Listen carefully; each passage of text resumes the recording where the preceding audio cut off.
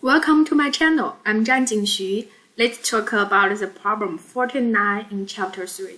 In this one, this is the compare between the projectile motion and the free fall body. We can see in this one, we see there is a water ball, right? Water ball, and it does the projectile motion. And with the initial velocity v0 and the angle theta. And then there is a boy. And from there, the initial, it do free fall body and to there. And the question is asking you, show that again the boy in the tree makes the wrong moves by letting go at the moment the water ball is shot. So in this one, when this ball is shooted, that means the position at y component must be equal. Do you agree?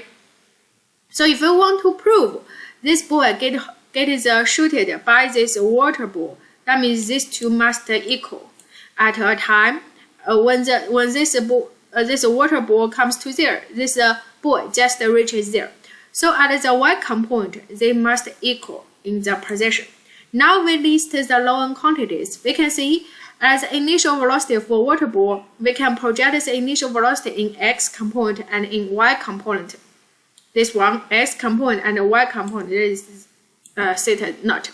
And also for the water ball, we can see at x component, the displacement is d. We assume it's d.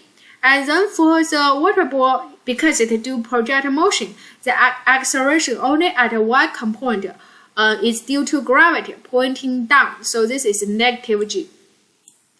And for this boy, things get a little bit simple. Because this is a free fall body, we can say initial velocity is 0. Initial position, we assume it is h. And the acceleration is also negative g. And in this one, we want to prove when the water ball comes to there, the boy comes to there. So that means the y position must equal.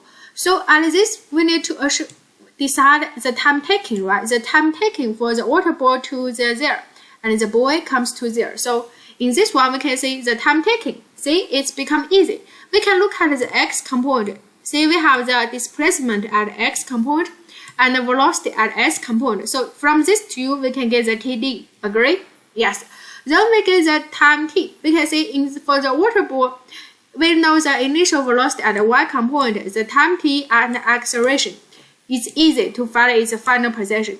And similarly for the boy, we know initial position, initial velocity, acceleration, and time t. So we can write the displacement in y component immediately. So now let's solve the problems. First one, we need to find the time t, right? The TD.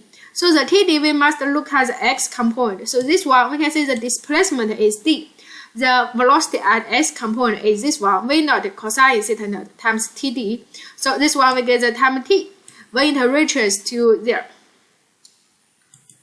The next one, we need to find the position at the y component. So for the water ball, and we use this one, initial velocity times TD. So this v0 sine theta naught is the velocity at the y component and negative 1/2 GT squared. And also this one is for the free fall body, the initial position h, and then the initial velocity at the y component 0, and then negative 1/2 GT squared. And then we just input the known quantities TD inside, we find.